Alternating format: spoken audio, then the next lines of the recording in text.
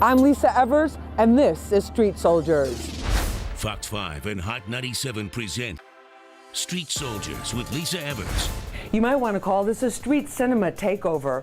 From some of the most dangerous communities in our country, urban web series creators are reaching millions of viewers worldwide and controlling the narrative about their lives. But are they teaching life lessons or reinforcing negative stereotypes? Said we do it 'cause we got it, just the money and the violence. The breakthrough success of the hit web series Money and Violence, which started on YouTube and now has major distribution, gave birth to a new genre full of crime, violence, and tough lessons, told by those who actually live them. We can't expect the world to understand us because the world doesn't live in our neighborhoods or walk in our shoes every day. You know, and what this means is that the responsibility is on us to paint an accurate picture. Verneau accepted the MLK Award with fellow cast members at the first annual Urban Web Series Awards show. It was produced by Doug K.D. Aparicio and Tefan Pop Dunn, the co-creators of another popular series, Project Heat. Their episodes are based in Brooklyn's notorious pink houses, and they see them as a survival guide. In the projects, you know, it's a lot of negativity that goes on. And people don't care. I mean, literally don't care. They don't care about your life. They quick to take it. And this is something that you could avoid. From the Mayhem series in Elizabeth, New Jersey, to Here's to the Throne. Link up, we gotta link you up with the boys. You already know how it's looking uptown, man. And the Double Up in East Harlem. The series are mostly focused on the dangers of street life, guns, drugs, and violence. Professor Lenny Williams says the reality of the series holds valuable lessons for teachers in these communities. Finding out more about these shows, these music, sports, you're able to have a conversation with the student, which brings that respect level. And now you got the respect level, and they're going to listen to some of the lessons that you have to bring in the classroom. As professionally produced as many of the series are, they usually begin with self-taught cameramen and friends and family as the actors. Besides learning new production skills, being involved can literally change the participants' lives. Every day I thank God because, you know, I could have been dead, like literally dead. I've been shot twice, once in my face and once in my neck. And God had his purpose for me. That's why I'm still here. The series are continuing to evolve, with the creators of both Money and Violence and Project Heat deciding not to use curse words in their upcoming seasons. But is that going far enough? Let's find out what our panel has to say. Joining me, Professor Lenny Williams. He's the co-founder of Trill or Not Trill. He has his MBA from New Jersey City University. He's a speaker, educator, and mentor. Lenny, thank you so much for being with us. Thank you. We appreciate it. Also with us is Doug K.D. Aparicio. He is the executive producer and star of one of the hottest web series called Project Heat. He's also the co-founder of the Web Series Awards, which just took place. Doug, thanks so much for being with us. Thank you for having me. We really appreciate it. Also with us is the man who's kind of the godfather of the urban web series, Moses Mo Verneau. You know him as Rafe on Money and Violence. He's the creator and star of Money and Violence, and basically set off a whole chain of events and inspiration for many, many other people. Mo, I want to start with you on this. When you look and see all the series that are out there now, what do you think? I think it's a beautiful thing. Anything that can go about that can give people motivation and inspiration to actually chase their dreams in any way, you know, whether it's picking up a camera or whether it's discovering a talent that they may not have even known that they've had as far as writing is concerned. I think it's beautiful to give people a different outlet to express themselves and to also push their dreams. Doug, what about you in terms of how did you get involved in this? Well, my partner, Pop, Tefan Dunn, came up with a great idea to write Project Heat, the web series, after we're doing an interview one time long ago with Money and Violence. So that just basically pushed us forward to actually come up with the idea of Project Heat. Are you surprised by how big it's gotten? Yeah, because when we noticed Money and Violence on one of your shows, we was like, it was just them in this demographic. And then to see where it reach right now in the plateau, man, it's a great thing, great feeling. And just a short, like 2 years, right? Yeah. Less than 2 years. 2 years. Professor Lenny, yeah, it's been amazing. But Professor Lenny Williams, when you look at a lot of the series, they talk about street life, and they talk about street life in a very current way, not like some of the mainstream TV shows do where it's removed or it's people that haven't really been on the streets for a long time. They talk about the violence. We see shootings, we see a lot of drug dealing, we see scamming, we see all these different types of things. Is there a concern on your part as an educator that they're putting out these images, particularly of young men of color, that are negative? I don't think it's a concern. I think most of the people that watch it have seen it, and we can't take away from the youth watching. I think the biggest concern is the gap. I feel like there's a gap between the educators and the creators of the show. And what I mean by that, if we came together, there's a lot of lessons that can be learned because these individuals actually have a talent. This is an art. It takes an art. It takes a talent to put on these shows, to come up with a storyboard, to edit. And if we can work together and bring these individuals to the school and show them, yeah, this is the real life, but these guys are showing you as a story, as an art. And what they want to do is they want to expose these different things and issues so you know about it. So I feel like educators need to be more open to it.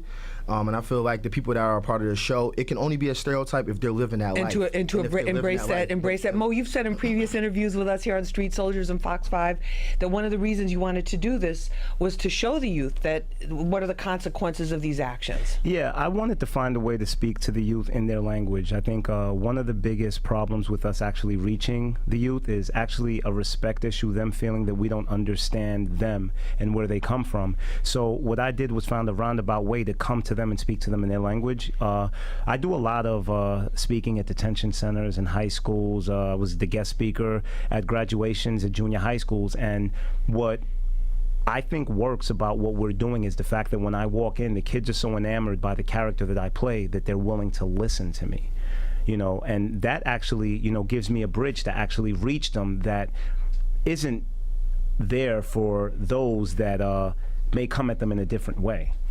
What about in terms of the locations, Doug? Tell us about some of the things, because you're shooting like many of the other creators and producers. You're shooting right there on the streets, and in the projects, and with people who are not professional actors. I mean, become professional after they've done it for so long. But what are some of the challenges that you face just putting these episodes together? Well, the challenge is like I said, we do guerrilla filming, so without having a permit on these locations, it gets kind of tough, especially if you're doing a scene like acting with a cop, acting as a cop impersonation, because that's how they look at it. If you don't have a permit for that, you have the risk of getting locked up for it.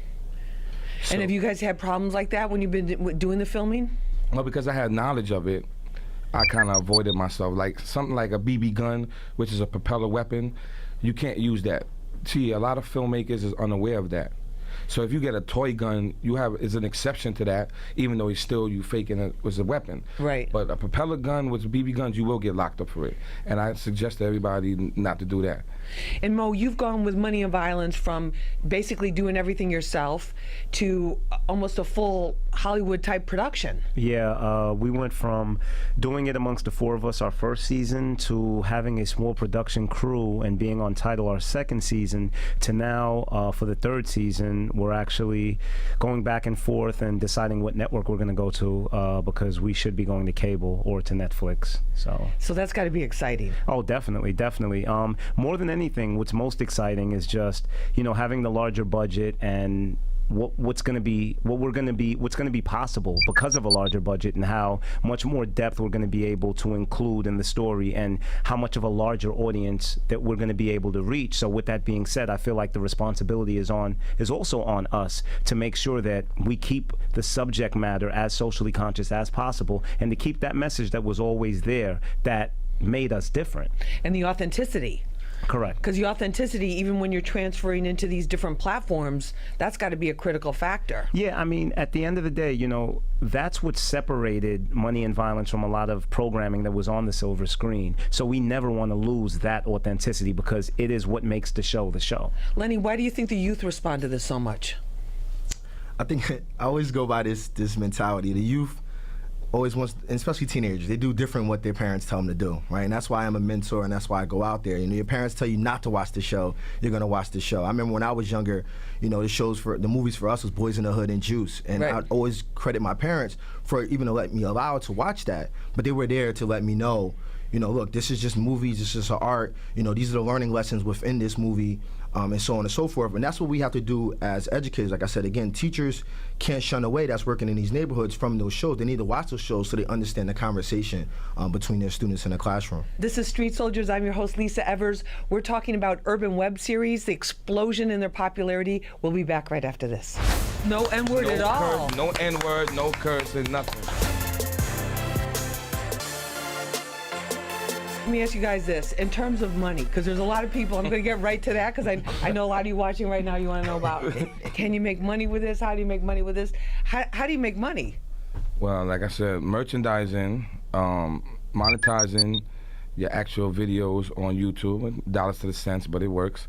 You could product placement, product integration, and those are the forms of ways you can make some dollars. And then Mo, in terms of your progression from how you started, because you told us the story was like how you got the camera, you went on Google, you looked on the internet, like how do I shoot stuff? Yeah, I literally woke up one morning and just decided that this was something that I wanted to tackle. Got myself a camera, put together a storyline, and just went out there and shot it. Never edited a day in my life. Learned how to edit off of YouTube, and I just basically took my shot and put it out there, and it was received. But I'm also grateful for the fact not only was it received, but it was received exactly how I had intended it to be. More than just another gangster tale glorifying violence. People were able to see that it was just a spoonful of sugar to help the medicine go down. Doug, what about you with Project Heat? Well, what we did was we designed the system to end up helping our cast members make some money, right? So like, we'll give them some clothing to sell. Some of them made a lot of money off of it, pay some bills, but they have to understand that this wasn't done overnight, and everybody doesn't value the show the same. Right. We have to make them value it. So we have to always raise the bar, show them that, look, we do better filming like Mo did for season 2, get people to actually pay more attention, like the award ceremony. So once we did the award ceremony, everybody looking at us totally different now. Like they got something. Right. So now that's when they have some kind of achievement that they can show people instead of people just saying, what are you doing out there filming with your friends in front of the project? And the turnout was like, the venue hold 350, it was 400 and something people showed up, and people almost 200 something people still outside. So they wanted to shut it down because it was so much. Too many people. Yeah, we couldn't help the moment, but we were just embracing it. We enjoyed it, and it was successful. Now they want to talk. No, and congratulations, congratulations to you and Pop and everybody that worked so hard on that. Lenny, in terms of the narratives that are out there, when you look around as an educator, as a speaker, as a mentor, when you look around at the narratives that are out there about street life, do you see them all being the same? Do you see diversity there? Tell me what your thoughts are on that. In my opinion, I mean, every city has different issues, right? There's gang issues in one city, and there might not be gang issues in another city. And I feel that's the importance of having different shows and showing different communities. Because again, I'm just all about, there's so many teachers in those communities that get in their car and they go left, and they don't know what's going on with these kids at home. And if they take the time out to actually watch this show, it bridges that gap, and they're able to talk to their students and say, oh, I now understand why you can't sit and take a test for an hour. I understand why you have these mental health issues. I understand why you can't control yourself in my class. So I just think that the narrative needs to be there for each and every town. And I think the other side of it is the people that are running these shows, they just got to continue to keep developing and becoming better, but also find a way when they're branching out and building with these companies to give back to the community, to improve the community that they came from.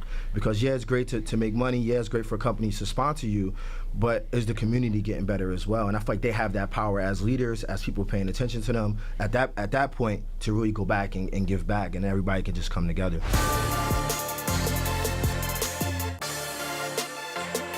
What about the writing part of it? Because this is a skill, cornerstone of communications, whether we're doing it on a phone, whether we're doing it on a laptop, whether people are doing it in a notebook for rhymes, writing their rap songs that way. Old school way. Which some artists still do. But the writing part of it, do you guys pre-write the scripts? Do you have scripts, or Everything do you do unscripted? No, Everything is we're scripted. different from the way his show. Our show is the idea and a storyboard, and then improv and points. So when we have me, Pop, and my partner Sha. We sit down, we go over the storyboard, where the character's going, who's available. See, that's the key thing, what everybody don't know. Is not every character is available. Because people have other jobs, They got too. things to do, so I have to work.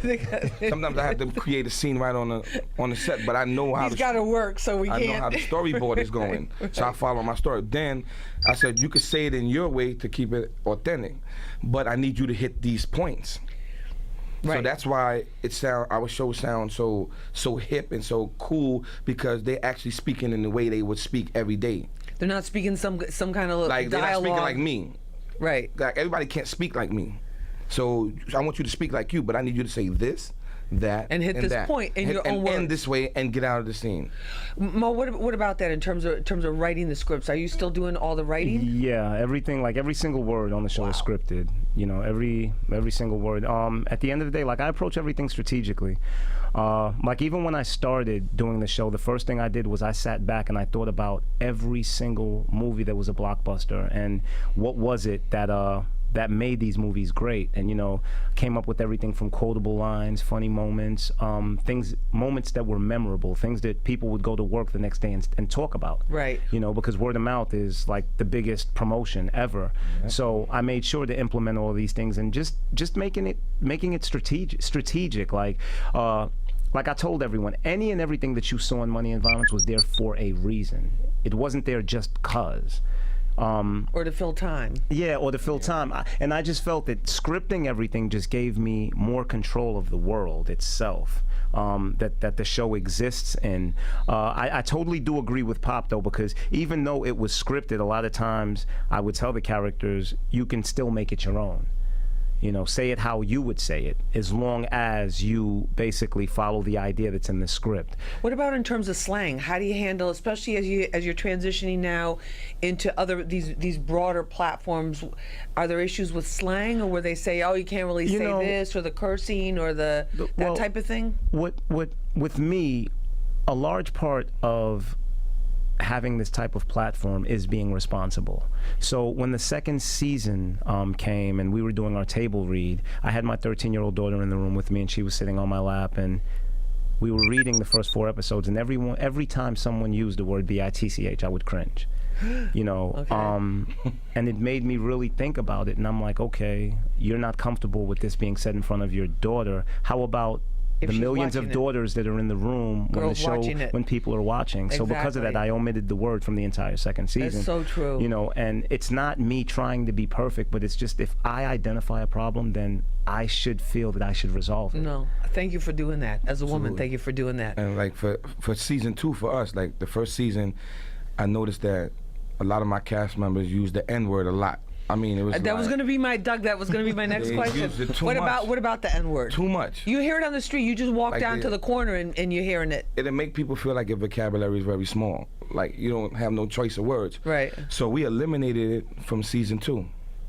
So nobody was no N-word at all. No N-word, no curse, and nothing. I'm guilty of using it. They can't use it, nothing, and they get penalized for that. What about the B word for the They ladies? no curses, none. None at all. Because when I try to, this is awesome. When I try to, like, I had no idea. This when is I try awesome. to sell the show to people, like different cultures, and I was showing it to them from season 1, they was looking at me. I don't watch that. I don't watch that. And I didn't like that feeling. Like, you know, I isolated myself. That they were looking at it right in a crazy way. To only a certain group of people that does that. So by taking myself out of that box and say, you know what, we're gonna kill the cursing all across the board. It made it warm and the feeling was good because now I can show it to anybody.